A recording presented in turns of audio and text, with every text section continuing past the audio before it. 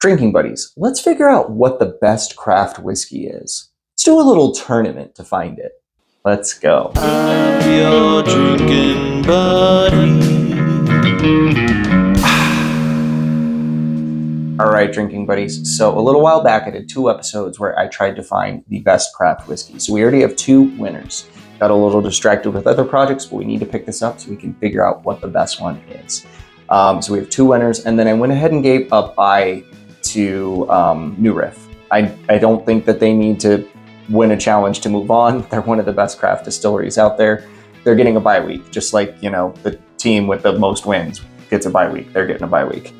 Anyway, what do we have here? We have the Yellow Rose Outlaw Bourbon. This is 100% corn, pot stilled in Texas, 92 proof. So if you've ever had a funky Jamaican pot still rum, you might know that Jamaican pot still rums are to rum as Texas is to Texas bourbon.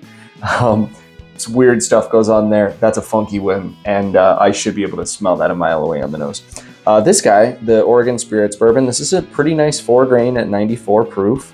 I think this is a pretty decent bottle. No, I don't work for Total Wine. Anyway, I think it's a pretty decent bottle, aged 4 years, budget friendly for under $40, and it's a small batch bourbon, 4 years old. This guy, Wyoming, 5 years, aged 88 proof, weeded guy. Not a huge fan of this bottle. I've had it for like 3 years, and I have that much left, if that gives you any indication. Meanwhile, this is my second bottle of this. The Belfour Bourbon Whiskey, finished in Texas Pecanwood, 92 proof. I love this stuff. I fully expect it to move on, as well as this one. We're going to pick 2 winners today. It seems like it'll probably be these 2 guys on the end. This 13th Colony Southern Bourbon Whiskey is 95 proof, and it is excellent. It tastes like Kentucky juice. Meanwhile, it's made in Georgia. So it is Georgia, right? That's the 13th Colony. I'm not stupid, am I? Yeah, Georgia.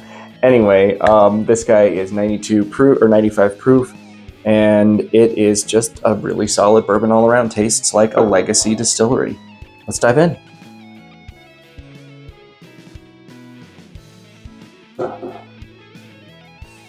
I think it's got a little bit of a peanut on the nose, and I remember getting peanut on that. A little bit of grain, oak, touch of cigar box.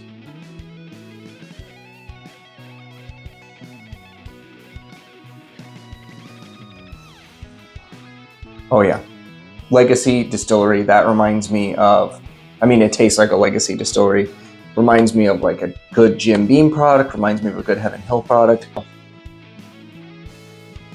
These are all bourbons. I thought it'd be kind of fun to do a bourbon run for a bourbon round, a bourbon exclusive round. So 2 winners from this round are gonna go forward. Oh, this is a little bit funkier and a little bit more barnyard on the nose, younger smelling.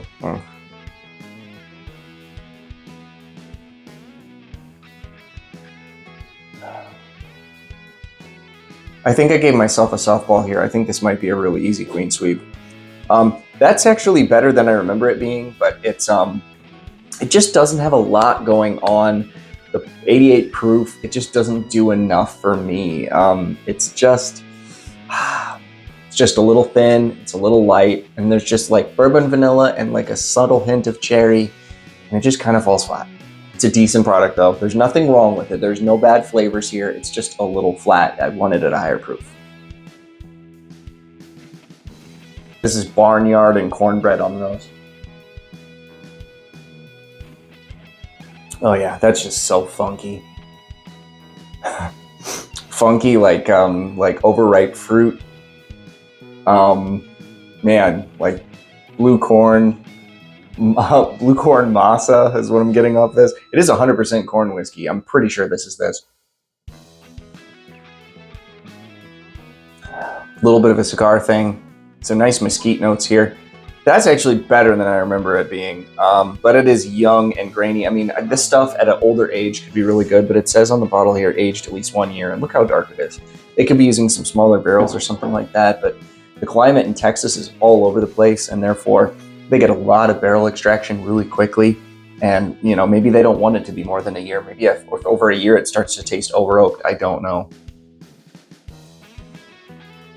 honey and oak, little bourbon vanilla.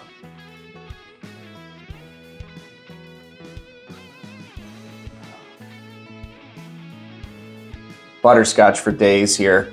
Lots of bourbon vanilla too. It really reminds me of Werther's Originals. Yeah, it's just candies. Sweet and tasty. I do like that. Oh, now this one on the nose is just wild. This is like, dang, dare I say wet basement? Cherry. Maple. This is, I think, this guy. Pancakes with maple syrup on it. Mm-hmm.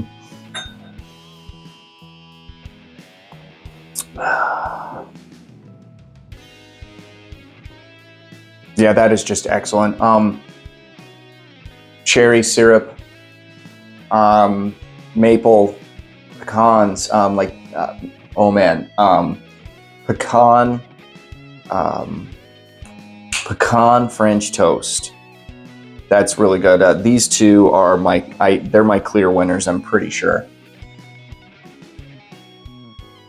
I'll go through them again really quick just to be sure. Yeah, that is like a wild ride. And this one,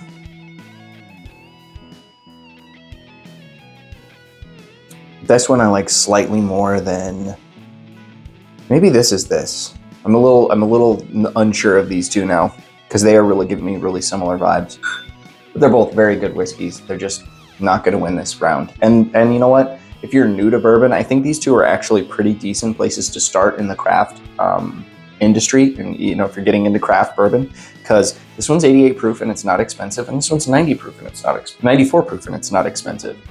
So you're dipping your toe into craft whiskey, you're dipping your toe into bourbon, you're new to bourbon. These might be a decent place to start. However, they're not as good as what's in these two. I am saying everything like I'm assuming I'm right, which is crazy because I could be wrong about everything. Let's find out. This one is the Oregon Spirits. This one is the Yellow Rose of Texas. This one is the Wyoming whiskey. This one is the 13th Colony. Ooh.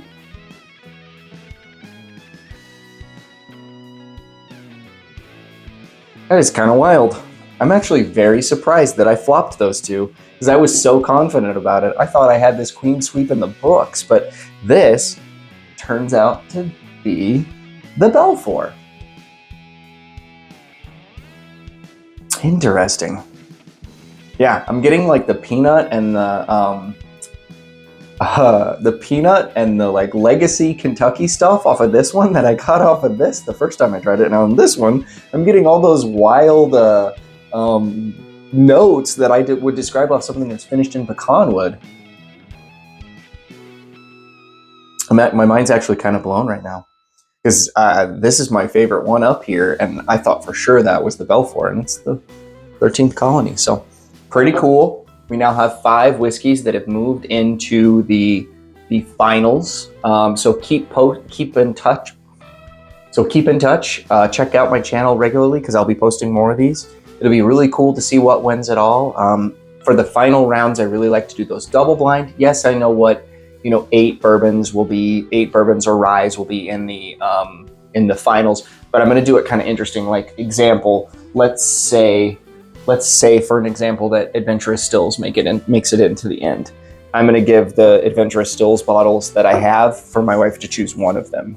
And I'm going to do the same for, let's say, we know New Riff is in the finals, for example. I have 3 New Riff bottles. Actually, I have 4 because I have a sourced New Riff bottle, so I might throw that in there too. Anyway, I have 4 New Riff bottles, and I will tell my wife to pick one of them and put that in the tournament. So it will be kind of a double blind because I won't know which 4 are in each round, and I won't even know which bottles are in each round. I just will know that what 8 distilleries are represented. There's a few of these where I only have 1 bottle, like Still Austin. I think their cask strength is too good to not be the only bottle representing their company. Stay tuned in because there will be more of these. Thank you so much for watching. We will see you on the next one. Don't forget to hit like on your way out.